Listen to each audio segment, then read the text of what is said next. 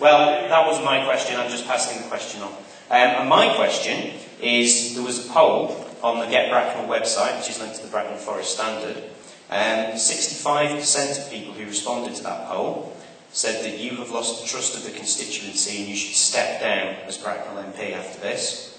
21% said no, you've been a good MP for Bracknell over 25 years. And 14% said you should be investigated before they'll make a decision. So nearly 2/3 of the people who responded have said that you should step down. And I spoke to them today, and there were 628 votes for that poll, and that is more than double what normally happens for polls that they run on their website. Normally it's between 200 and 300. So clearly the feeling is very strong, and about 2/3 of people feel that you should step down. So I'd like you to respond to those questions, please. Can I quickly take each of those in turn? I hope I've answered why I believe I should continue to be the Member of Parliament, but I'm putting myself before both the local Conservative Party who decide whether I should be the candidate and then the electors. And I would wish to stand again because of the work that I want to continue to do in this constituency. In respect of any money that might be returned, I was very, very clear on the national news coverage on the morning that this is being investigated. The Prime Minister, Leader of the Opposition and Leader of the Liberal Democrats, together with the Speaker, set up an independent body that is looking at everybody's claims and is going to say what, if any, in any claims will be repaid. And I made it very clear straight away that any money that I am asked to repay, I most certainly will, and that is a very clear pledge. I hear what you say on your own blogging poll. No, sorry, Mr. Mackay, it wasn't my poll, it was on the Get Bracknell website. I thought you were Get Bracknell there. No. Oh, sorry. No, sorry. I'm nothing to do with Get Bracknell, I was just referring to the poll. All right, on that poll. And all I can say is that I've also been out and about a lot. I've also had a lot of emails for and against. And my figures are not the same as that, but I think that this is something that will have to be decided on by the local Conservative Party and by myself. Right, thank you. Gentlemen here, please. It would be helpful if you could identify yourself and if you belong to a particular organisation, if you'd like to sort of name that organisation, but it would be good to have your name, please. First of all, my name is Dennis Good, and I've lived in the borough for 42 years. First of all, Andrew, I'd like to thank you for taking the time and trouble to come tonight. It must be very difficult for you.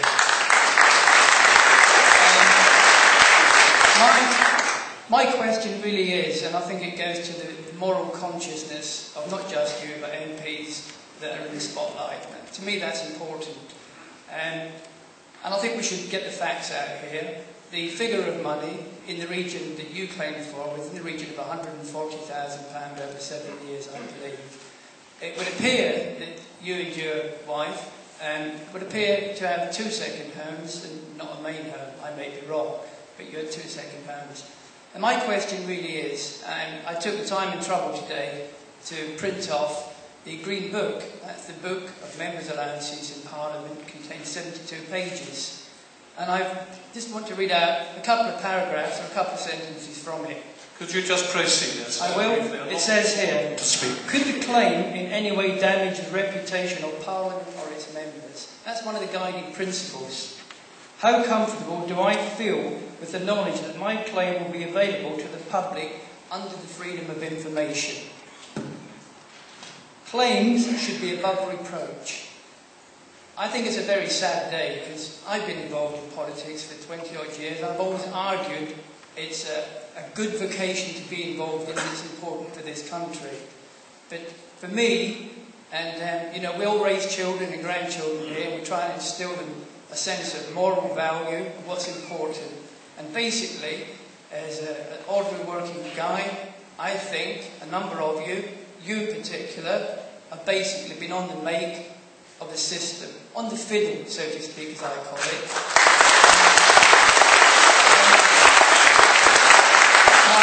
My last point is, there must have been a point, because there is a point in everyone's consciousness when they say, is this claim right? And anyone, by any stretch of the imagination, who even thought for a few moments to say, can I justify this? I think they wouldn't have claimed it. So morally, your conscience let you down.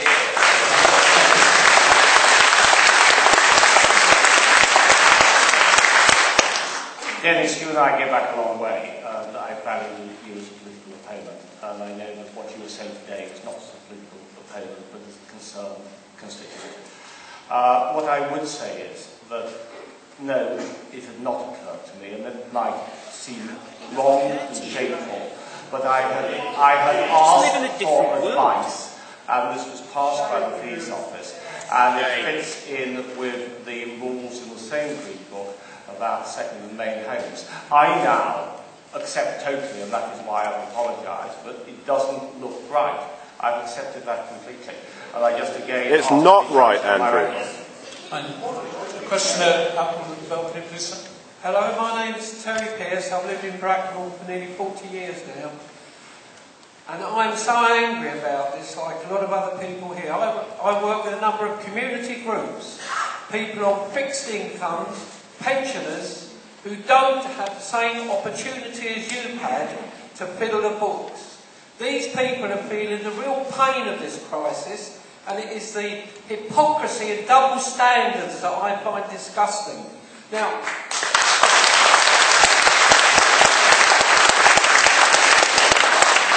and the other thing that worries me is, because of the action of people like yourself, we could in fact end up with extremist candidates running around the country. And you are, and people like you, are partially responsible for that. I think it's an absolute disgrace, and you should stand down immediately.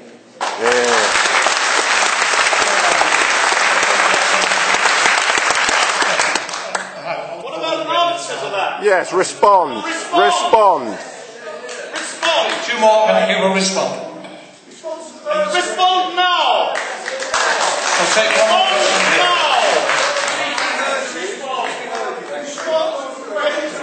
Respond to the question.